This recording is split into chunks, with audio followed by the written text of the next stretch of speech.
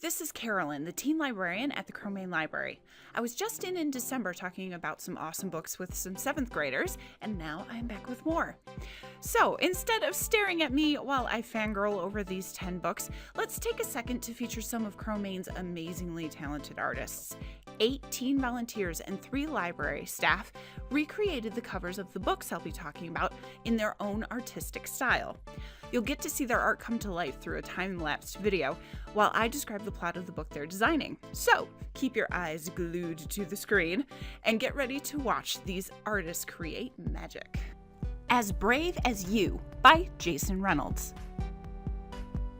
Jason Reynolds is my new favorite author, thanks in large part to his book As Brave as You. He has this amazing ability to really make his characters feel like they can pop right off the page. Take Genie, for example. Genie is a quirky and curious guy with a literal list of questions he needs to look up the answers to. His latest questions all deal with his grandfather. Like, why do I have to spend the summer in the country with my grandparents? Why have I never met Grandpop before? Why does Grandpop wear designer sunglasses even when he's inside? What is in Grandpop's secret room? And what is a blind man doing with a gun? This book is a must-read and is basically guaranteed to be a classic. The Reader, Book 1 of Sea of Ink and Gold by Tracy Chee. In a fantasy world where the ability to read is a type of magic, both literally and figuratively, Sephia learns to wield her powers and fight for something more than vengeance. Sephia's father has been murdered, and the only other person she trusts, her Aunt Nin, has been kidnapped. With no way to find Nin, Sephia turns to a mysterious object that used to belong to her father, something very few people even believe exists. It's called a book. Reading is a lost magic in Sephia's world. She slowly learns this magic, and using the book as a guide, embarks on a quest to find her aunt. Encountering swashbuckling pirates, mysterious strangers, and a secret organization, Sephia begins to understand that nothing is as it seems, and that her story is only beginning.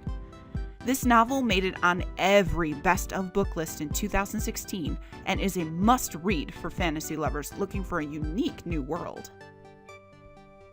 Illuminae by Amy Kaufman and Jay Kristoff. People have gone out of their way to recommend this book to me. Why? Because it is so jaw-droppingly awesome. This book is filled with action, complete with zombies, space battles, and a formidable computer system with a questionable moral code. While the plot is awesome and fast-paced, it's the way this book is put together that makes Illuminae the most interesting read of the year. A must-read for Divergent, Maze Runner, and sci-fi fans. After Katie and Ezra's small planet is attacked, what's left of the population flees on 3 ships. With enemies in pursuit, the ships could be blown to pieces at any time. But Katie knows the captains of the rescue ships are hiding something from their traumatized passengers that's even bigger than the pursuing attackers. In order to find out the truth, Katie has to contact the one person she swore she would never speak to again, Ezra, the guy Katie dumped the day before the attack. With the help of an anonymous computer hacker, they set out to find the truth before the secrets can kill them. Steelheart by Brandon Sanderson. Brandon Sanderson is getting a lot of buzz recently because one of his book series for adults is being turned into a TV show. But what people are not mentioning is the fact that he has a ton of other amazing book series, and his YA series is one of them.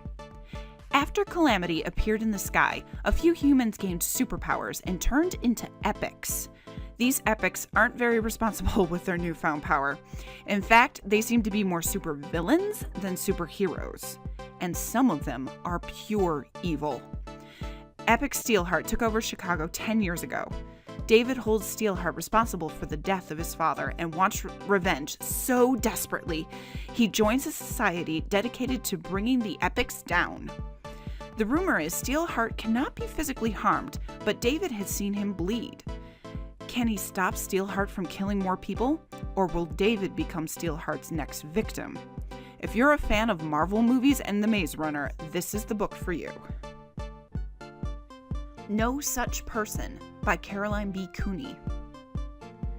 When her sister Lander is charged with murder, Miranda is the only person who might hold the key to proving that Lander was framed. And the best part? They can't find any evidence the guy they know is Jason Forenza, the person Miranda knows is guilty, even exists. So who is this guy pretending to be Jason? What's his real name? And what is his motive for murder? How can Miranda find him without making Lander look worse? With her parents preoccupied with money and lawyers, it's up to Miranda and a small group of neighbors to use the only weapon they have to clear Lander's name: social media. This is the perfect book for mystery readers and true crime enthusiasts. The Sun is Also a Star by Nicola Yoon. Do you want to know what the next big teen movie is going to be? Here's a hint. It comes out in May and is by the same author of this book. The movie is called Everything Everything, and judging by the trailer that was just released, it has the potential to be just as incredible as the book. But since there's going to be a ton of hype about Everything Everything, let's focus on Nicola Yoon's other amazing book, The Sun is Also a Star. Natasha is a down-to-earth girl. She places her faith in science, not fate, and certainly not in unrealistic dreams. Daniel simply doesn't have time for any romantic tendencies. He's too busy being the perfect son and striving to meet his parents' unrealistic expectations.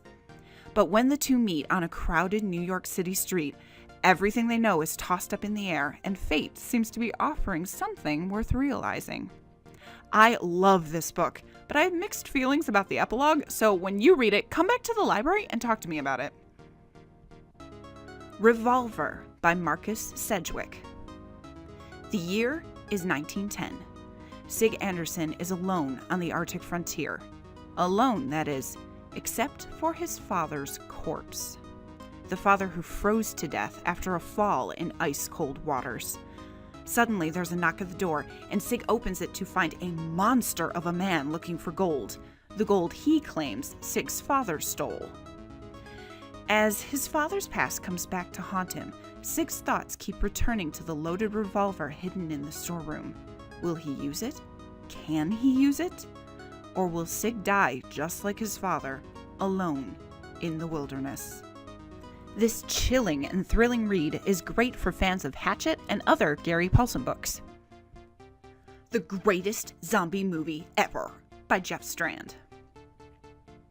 After his last 3 horror films flopped on YouTube, Justin and his filmmaking friends decide to take on an ambitious project, creating the greatest zombie movie ever. Unfortunately, the resources at their disposal are limited to passion and the beautiful lead who Justin may or may not have a crush on. Spoiler alert, he totally does. The script couldn't be worse. The extras are the exact opposite of helpful, and everything is falling apart. As filming gets underway, Justin begins to fear he may actually be producing the worst zombie movie ever. Anyone who is a horror movie buff addicted to YouTube or just loves laugh-out-loud reads should grab this book before the zombie apocalypse hits. Wolf Hollow by Lauren Wolk. Everybody in the library world has been talking about this book, so of course I had to read it. And wow, was the buzz well deserved.